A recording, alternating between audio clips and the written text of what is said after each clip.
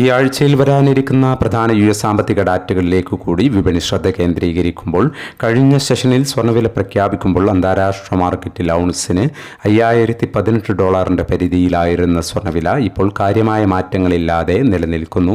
എങ്കിലും മറ്റു ഘടകങ്ങൾ പരിഗണിക്കുമ്പോൾ കേരള വിപണി അല്പം താഴേക്കിറങ്ങിയിരിക്കുകയാണ്. ഇറാനുമായുള്ള യുദ്ധം മൂന്നാം ആഴ്ചയിലേക്ക് കടക്കുമ്പോൾ ഊർജ്ജ പ്രതിസന്ധി ലോകത്ത് രൂക്ഷമായി തന്നെ തുടരുന്നു. ഹോർമുസ് കടലിടുക്ക് ഉടൻ വീണ്ടും തുറക്കുമെന്ന പ്രതീക്ഷയ്ക്ക് സാധ്യതയുണ്ടാവണമെങ്കിൽ യുദ്ധം അവസാനിക്കേണ്ടി വരും. ഈ ആഴ്ചയിൽ ബുധനാഴ്ച US ഫെഡറൽ റിസർവ് പലിശ നിരക്ക് മാറ്റമില്ലാതെ നിലനിർത്തുമെന്നാണ് പ്രതീക്ഷിക്കുന്നത്. അതോടൊപ്പം അന്ന് തന്നെ വരാനിരിക്കുന്ന US PPI റിപ്പോർട്ടും വ്യാഴാഴ്ചത്തെ US തൊഴിൽ റിപ്പോർട്ടും വിപണി ശ്രദ്ധിക്കും. കഴിഞ്ഞ സെഷനിൽ തങ്കവില ഗ്രാമിന് കാലിക്കറ്റ് 15,500, തൃശൂർ എറണാകുളം 15,480 എന്നീ നിലകളിലായിരുന്നു.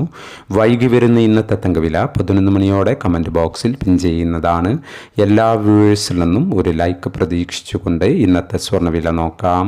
ഇന്ന് പവന് 360 രൂപ കുറഞ്ഞു. ഇന്ന് 16/3/2026.